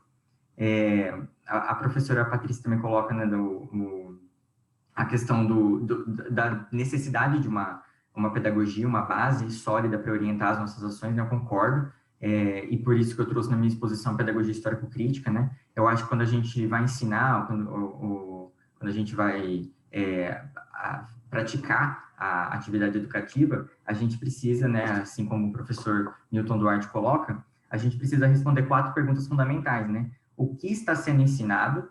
Em que circunstâncias isso está sendo ensinado? Quem está ensinando? E quem está aprendendo? Né? Eu acho que a pedagogia histórico-crítica é um referencial muito claro que a gente poderia tomar dentro das nossas relações concretas e cotidianas para se fundamentar a prática educativa, né? Tanto na residência, e isso vem de encontro com o que o Danilo disse, né? Sobre a concretude das coisas, né? A gente precisa, sim, né? E a pedagogia histórico-crítica, ela pode servir como nosso referencial, né? E deve servir, porque é uma pedagogia que propõe a humanização, ao passo que as pedagogias do aprender a aprender, a pedagogia das competências, que é o que está posto no Reforma Brasil, no Reforça, né? Reforça Brasil, que é a proposta ministerial. Essas pedagogias vão na contramão disso, né? Elas caminham para a desumanização, porque elas negligenciam, alienam o conhecimento filosófico, científico e artístico construído pela história da humanidade. Então, o nosso referencial teórico, aquele que a gente deve lutar e aplicar, é aquele comprometido com a socialização do conhecimento produzido ao longo da história pelo gênero humano. É aí que a pedagogia histórico-crítica entra, né? E eu acho que no mais é isso. Para complementar, a gente pode continuar debatendo. Então, a gente está se aproximando do final do nosso tempinho aqui, né? Eu vou fazer uma última provocação e nessa resposta eu já peço que vocês tragam as palavras finais de vocês, mas captando aqui um pouco e tentando integrar a contribuição de vocês. De certa forma, ao longo das falas, a gente identifica que temos uma residência hoje que avançou em relação aos riscos que corria lá nos anos 70 de ser puramente uma exploração de trabalho médico, né? Ou um exercício de poder daquele que indica.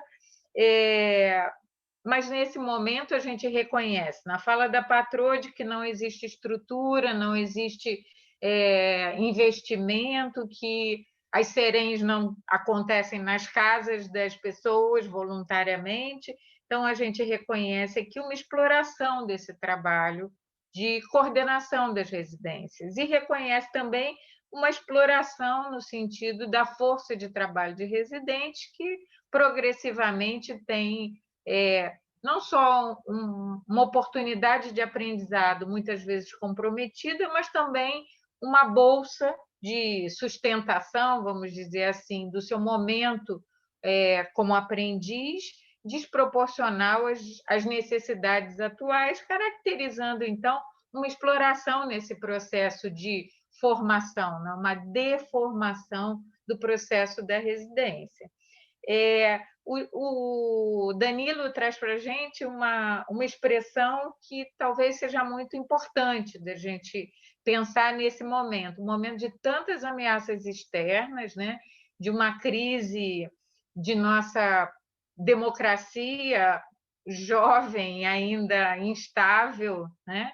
Com as estruturas de poder colocadas atualmente, com desafios internos, mas a necessidade da gente fazer o diálogo possível nesse momento, de trabalhar no micro, porque se a gente não trabalhar no micro, a gente não vai ter a conquista, né, do reconhecimento e dos apoios necessários para que a gente consiga se colocar, inclusive, contrária a determinadas políticas que são políticas de deterioração e destruição daquilo que a gente já conquistou.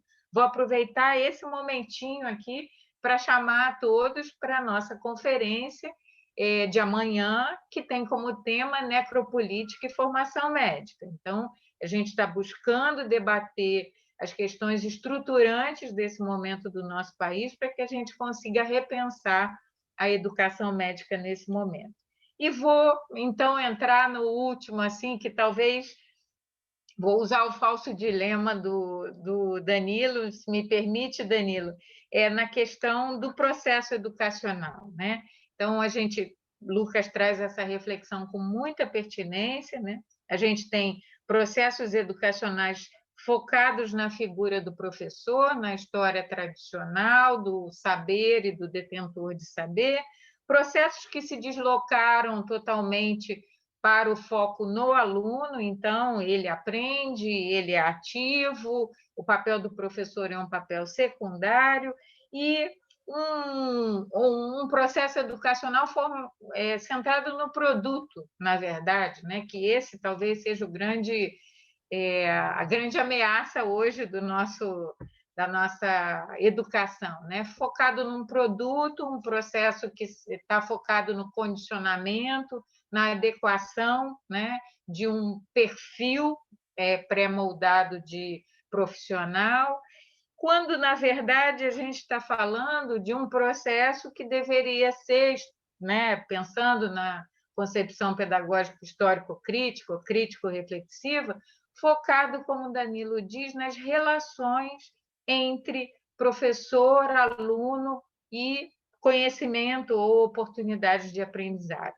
Pensando nesse processo, né? Num processo que não está focado nos extremos, nem no aluno, nem no professor, residente ou preceptor, nem no produto, né, que vai ser lançado no mercado, o que vocês deixam como última palavra para uma formação na modalidade residência médica no nosso país que se organize com ênfase na relação preceptor, residente e conhecimento ou necessidades de aprendizado postas para a nossa sociedade e suas necessidades? O que a gente precisa na residência, do ponto de vista de vocês, para alcançar um processo educacional que está focado nas relações preceptor, residente e necessidades de saúde da sociedade? E vou pedir que sejam as palavras finais de vocês.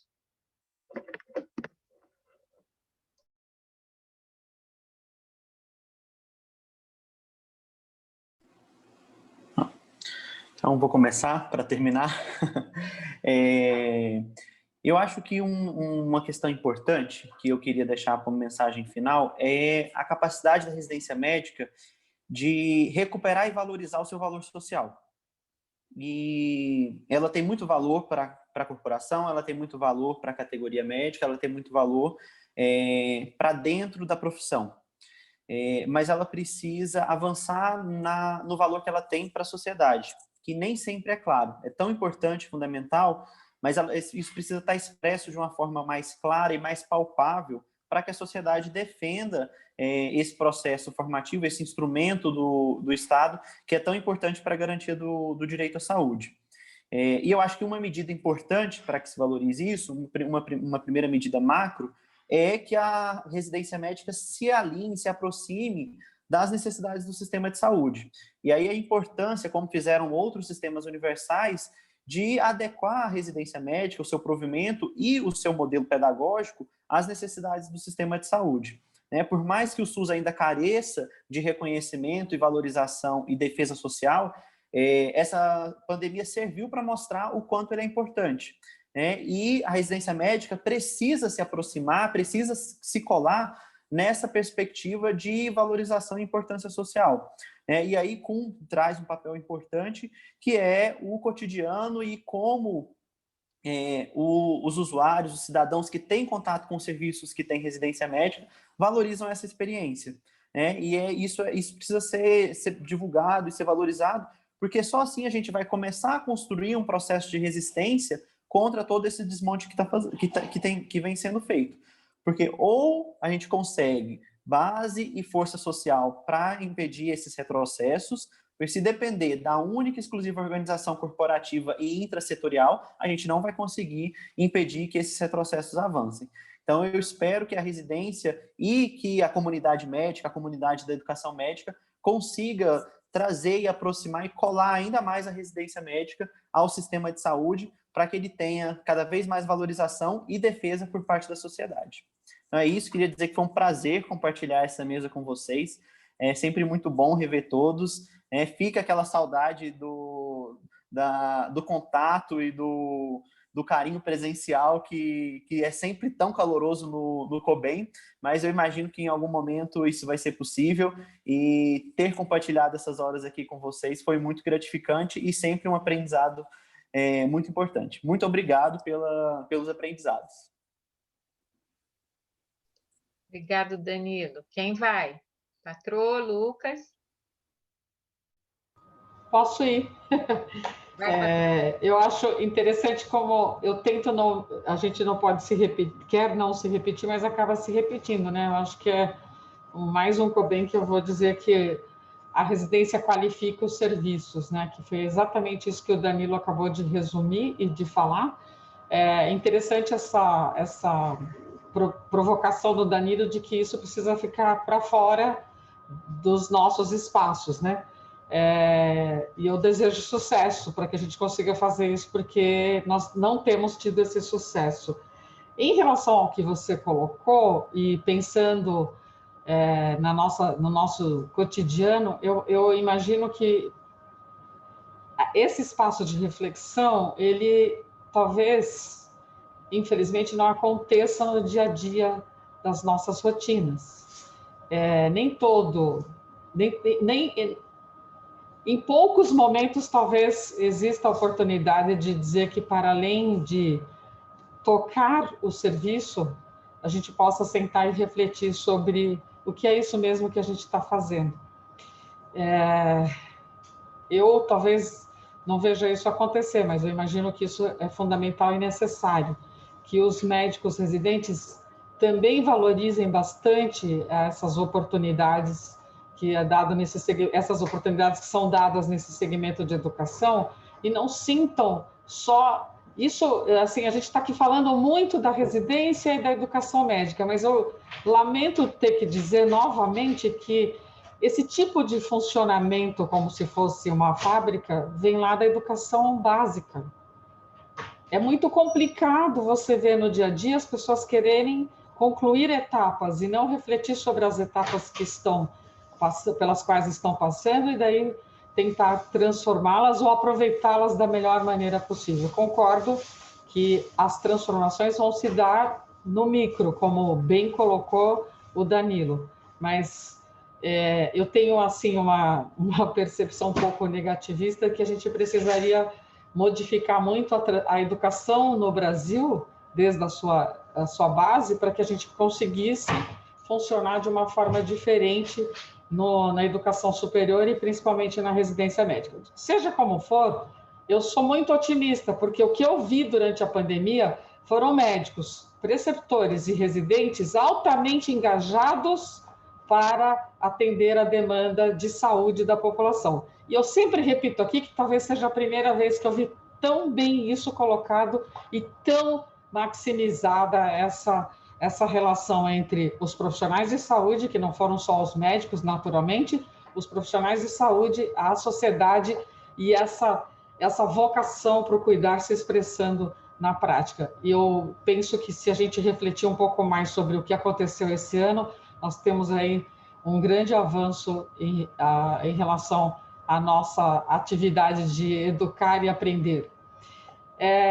Também, como o Danilo, eu quero só agradecer a oportunidade de parar um pouco as minhas atividades e refletir por esses 90 minutos aqui com vocês. Agradeço aos meus colegas de bancada pelo quanto eu aprendi.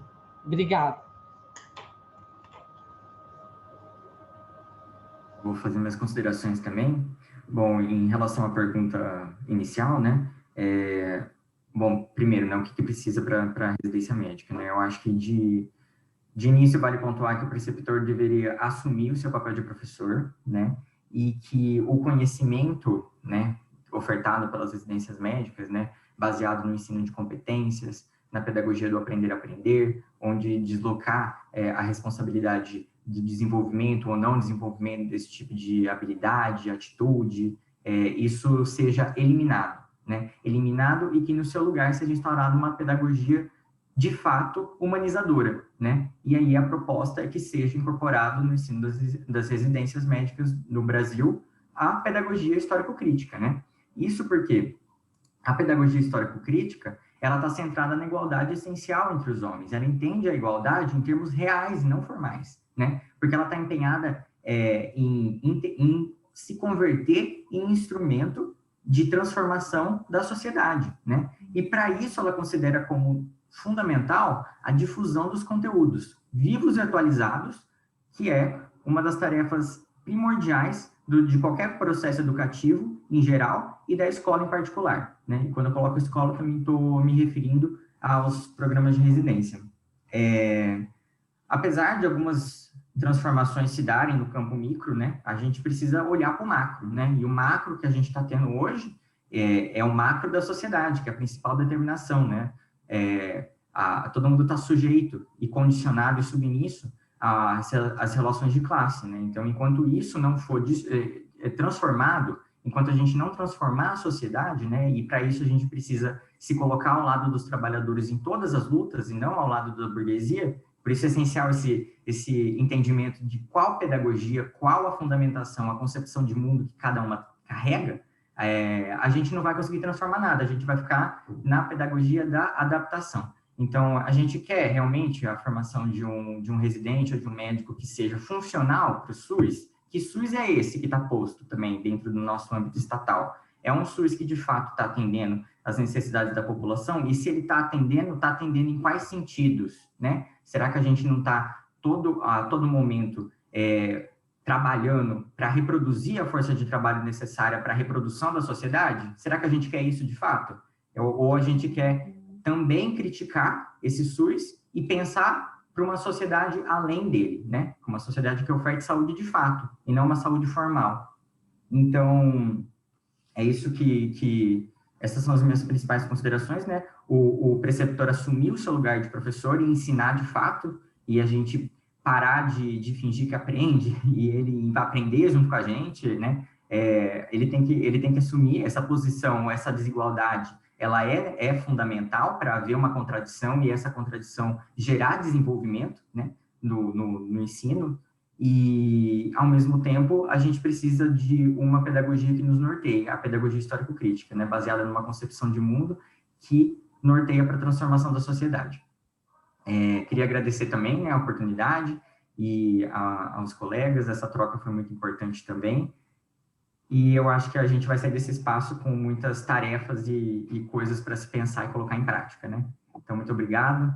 Boa tarde. Com certeza, Lucas. Eu quero agradecer Lucas, Patrô, Danilo, foram nossos mestres nesse painel, né, provocando tantas reflexões. Vou finalizar com a minha percepção de que o caminho é sempre o caminho da interdependência, da colaboração, de trazer a comunidade de pessoas para as quais a gente, né, se forma para cuidar, a comunidade acadêmica, a comunidade de outras áreas. Então, vou deixar aqui a importância da gente ampliar essa reflexão para os outros programas de residência nas áreas de saúde, para as outras escolas de formação em saúde, destacar do meu jeito, né, uma fala da patroa e acho que, né, em acordo com o que o Lucas traz e Danilo também, o modelo que me forma é o que orienta a minha prática, e se eu não tiver a oportunidade de ter momentos, marcos de reflexão em relação à minha prática, eu não transformo a mim, não transformo a minha prática, nem o entorno onde eu estou vivendo, e a saída é a saída do coletivo, numa perspectiva da gente repensar as nossas práticas, mas olhando para fora, e não olhando apenas para as nossas necessidades, seja como categoria, seja como, né, instância reguladora do processo de formação. Precisamos olhar para fora, precisamos buscar a parceria, a interdependência. E assim eu vou finalizar convidando vocês para beber uma água. Eu sei que muitos vão ter que voltar para a sua prática, mas quando a gente retorna para uma conferência que vai trazer um diálogo entre a ação pastoral, né, e a educação, a formação de profissionais na área da saúde, com o padre Júlio Lancelotti, sua experiência mais recente. Eu agradeço a participação de vocês, espero contar com vocês no restante do COBEM. Um beijo, patrô, Lucas, Danilo. Vamos em frente, juntos e interdependentes.